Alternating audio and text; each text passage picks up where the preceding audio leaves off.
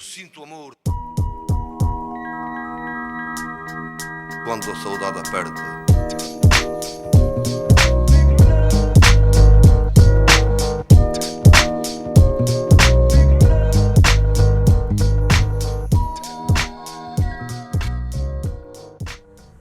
Welcome to another episode of Classic Morphs of ball pythons. Today's episode will be about the desert morph. Yes, I have a single morph desert female here. In 2001, Stan Kiras brought a desert male from West Africa. Soon after, Pete Cole also got his hands on another desert ball python, and they quickly proved the desert morph to be a co-dominant morph. Not a desert ghost, just a single morph on its own. Around 2005 and 2007, there were a few very cool combos of desert ball pythons available on reptile shows across the United States.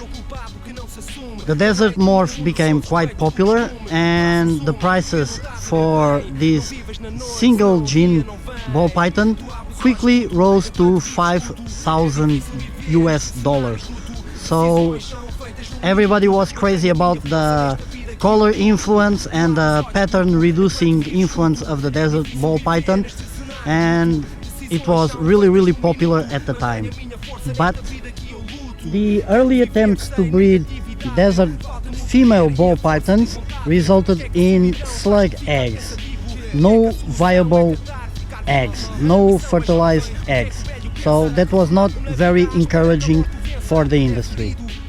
Because, as you know, slugs or unfertile eggs are of a smaller size. They would just slide down the oviduct of the ball python, and they would not cause trouble in terms of the ball python laying. But the fertile eggs are, comparatively to the slugs, fertile eggs are bigger, and the people in industry, the main breeders, quickly found out that their female desert ball pythons would get egg bound. They could not lay those fertile eggs. There is a study made by Justin Kobilka in 2016. I'm just going fast forward on this story.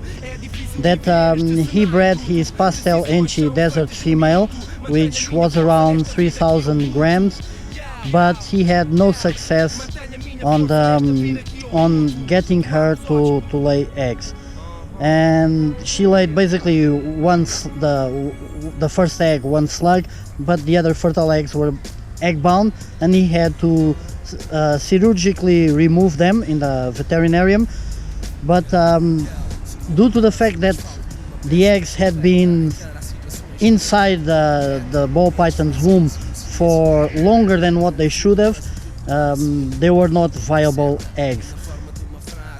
Several people tried to change the parameters of the breeding of the ball pythons in terms of temperatures to see if that was an issue of lower temperatures or higher temperatures to get the desert females to successfully lay their eggs. Several attempts were made with lower temperatures, higher temperatures, but up until now there is no success case that proves that the female desert ball pythons can lay fertile eggs without any issue. There are rumors, innumerous rumors on the dark corners of the internet that a friend, it's always a friend of a friend who has bred a desert and was successful or is trying to do it, but there is never a picture, there is never a video. So pretty much the industry quit breeding the desert morphs. The females get egg bound, although there are still some people that breed their males and make some combos, but beware, we should only have the desert single morphs or combos as pets, as the females do not successfully breed, they get egg bound. You guys can go to my previous videos, namely the Reptilium on October 2018, where you can see me buying this little beautiful desert ball python at the Reptilium there, and she was 85 grams. I believe she came straight out of the egg. She had not had a meal, and I fell in love with the colors, the oranges, and the pattern of this ball python.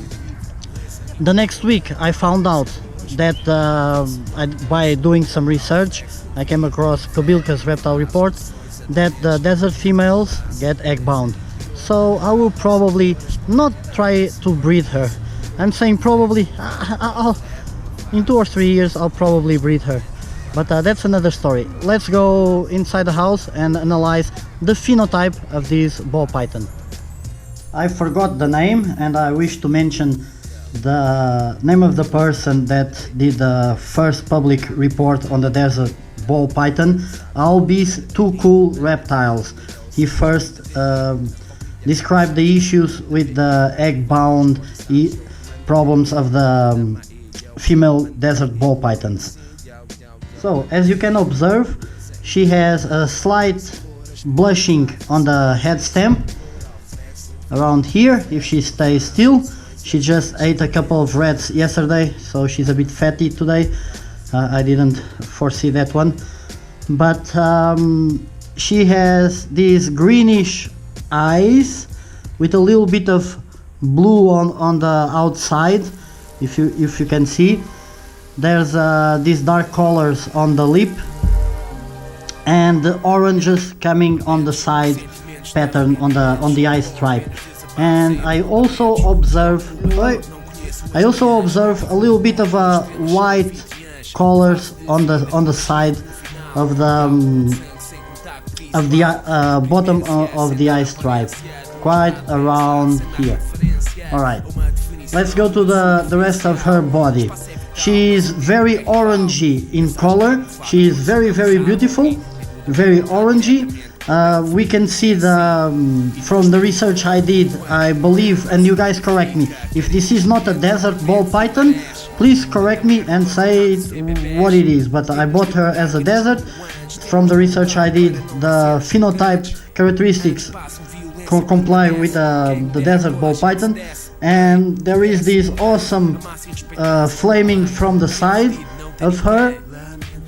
Let's see some more. So there is the struggle of the white trying to break into the black lines here on the pattern, and she has alien heads, pretty cool looking alien heads across her body. Some are more alien than others. Let me see if I can find a good looking one. For instance, this one is missing a keyhole, so it's missing the second eye, but as we can see, it has the white line on the inside of the alien heads, characteristic of many ball pythons. It has a bit of dirtiness here on the gold yellowish inside the alien head. There's a bit of black freckling on the alien head, a bit of dirtiness, but that's normal. And the keyholes are fairly black, as much black as the stripes on the rest of the body. She has pretty cool blushing. There's a bit of blushing that we can notice on the ridge of the ball python. There's another little bit. See if I can get the light right. A little bit of blushing here popping out, and also here. This ball python in a resume, she's characterized by the orange colors on her side and on the top. Sometimes it gets a little bit lighter, a little bit more yellow, sometimes a bit orangey. Regarding the desert ball python's belly, she has a fairly clear belly, fairly whitish, some speckling here, and on the side the pattern trying to break through. And overall I consider this to be a very, very pretty specimen of a ball python. She's very pretty, very orangey. On the sides and on the top, the dark blacks. I think she's very pretty, even as a pet. And I like my desert ball python very much. And again, at World of Ball Pythons, I chose this picture.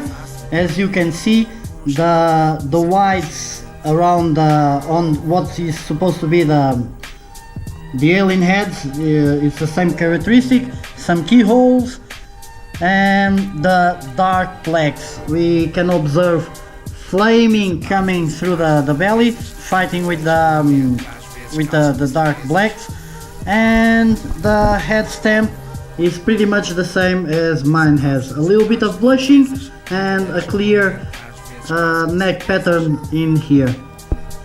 I hope you enjoyed this video on the desert classic ball python morph, and I hope to see you next time.